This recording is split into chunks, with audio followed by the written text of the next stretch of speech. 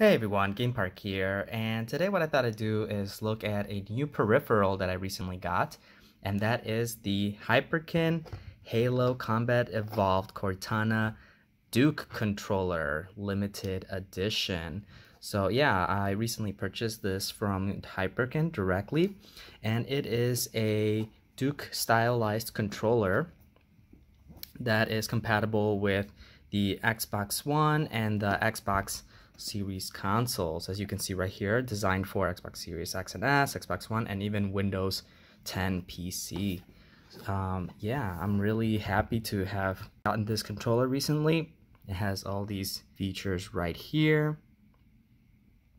Bumpers, mirror black and white buttons, precision analog triggers, 3.5mm headset jack, Xbox 343 Industries. This is all completely official, and it is celebrating the 20 years of Halo. So yeah, I have this one. I actually have another Duke controller, which is this green one over here, and it's very cool. So I'm going to be comparing the two. Just to give you an idea, it kind of looks like this. And this one is a translucent purple one with a Cortana image right here. So yeah, let's take a look at what's inside the box, and then we'll do a little comparison, and then we'll do some experiments afterwards. Alright, so I've went ahead and removed the tape from the back so we can open the box. So let's check out our controller right here. Comes like this with this protective foam. Oh, we have some little papers right here. Play well, thank you for your purchase and support. I did purchase this with my own funds. Hyperkin Duke wire controller. Very neat. All that basic stuff, and a little sticker, Hyperkin. Cool, and right here is the main thing. We have our Cortana Duke controller. Look at this. Oh, it's beautiful quality. Really nice plastic. It has Cortana's image right here on the right handle, but it is basically the same as what you would see on the original Xbox Duke controller. Here on the back, 20 years of Halo, the Duke controller. And yeah, one difference that I've noticed between the Cortana one and the previous iterations of it is that this one is a Type-C connection, while the other one is a micro USB. So if you can see those two connections right there, I much prefer USB-C. It is much easier to use that. But yeah, here we have the controller itself. It's quite large, you know, so this is perfect for people with big hands. I've used this originally, you know, on the Xbox, the original Xbox, and I will be using it here with the Xbox One. But yeah, why don't we go ahead and connect it and see what the animation looks like on the controller. So let's do that. Alright, before we connect our controller, I did notice a couple of other things inside the box. I was a little impulsive there, but it does come with its own USB-C cable right here, which is this kind of like fabric style USB-C, and it's very nice. However, I'm just going to be using my regular 10-foot USB-C that I have already unraveled for other controllers and my phone and all the USB-C devices that I use next to my consoles.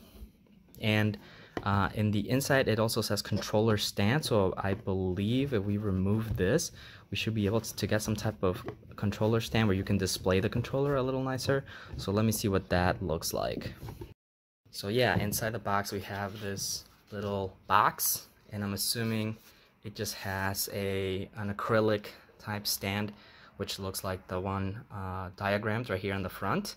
But for now, I'm just going to leave it as is, and I'll do that later. But yeah, it's a nice addition, so you can just kind of mount the controller right on top of it and have it displayed. So I might do that later, but for now, just know that it does come with this controller stand, which is a very, very nice addition. Alrighty, so now we have our controller right here. Let's go ahead and plug it in. And here we have our animation. Look at that.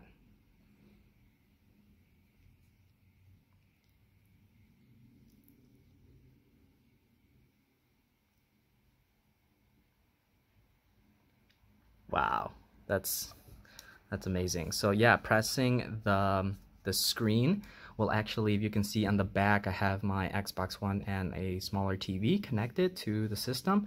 I believe that is the home button. So if we press it one time, we should see the animation again, and it will show us, you know, the home menu on the actual system. So let's check that out. And there you go.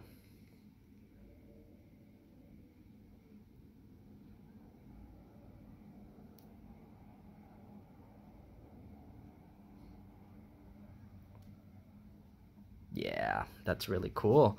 But yeah, that's the Halo Cortana Duke controller.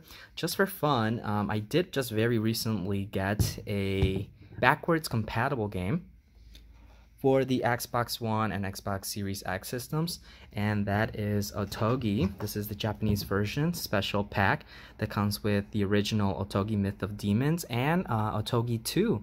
So I know that backwards compatible games for the Xbox One and Xbox Series X that are disc-based, they are region-free. So why don't we go ahead and install one of the games. I've actually played Otogi 1 before, which is this one here, but I have never actually played Otogi 2.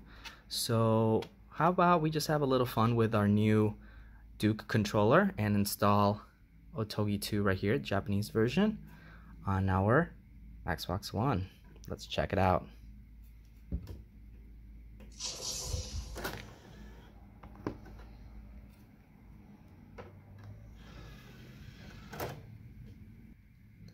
Alrighty, and it looks like our Otogi 2 Immortal Warriors install is just about to finish. So I did notice that the image of the game itself is the North American NTSC version, as opposed to you know, this Japanese style Otogi 2 cover art. But I believe that is because the system that I have, the Xbox One, is designated to an American region. So we'll see if the game is actually in Japanese or if it is in English. But let's we have our new Cortana Duke controller right here. Let's jump right into it. Alright, and here we have the startup with our brand new Cortana Duke controller. It's a perfect match.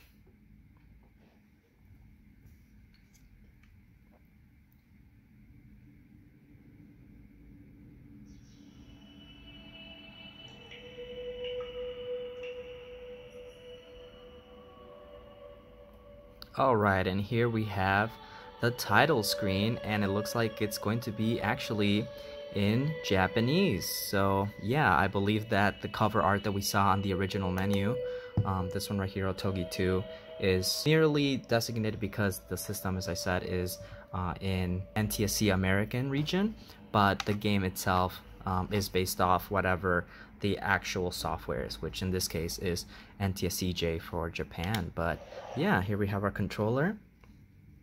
It feels perfectly fine in the hands. We're gonna start a new game. Vibration, captions, auto lock on, brightness, next page.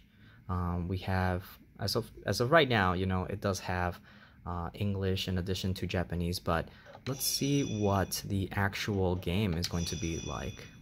We have a slot. There is no data. Would you like to create one? Let's do it.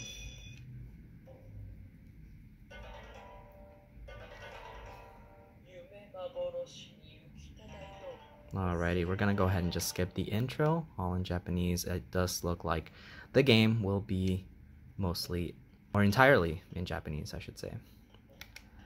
An introduction right there. Skip the introduction, and here we have our main game working perfectly on the Xbox One. I'm sure it will run even better on the Series X, but as of right now, you know, we are doing our movements right here. Everything seems to be working perfectly fine. We have our halo animation right here in the center jewel, and yeah, it looks fantastic. So that's pretty much gonna do it for this unboxing. If you joined me, thank you so much. Here we have our controllers, our animations, still going strong there on the controller.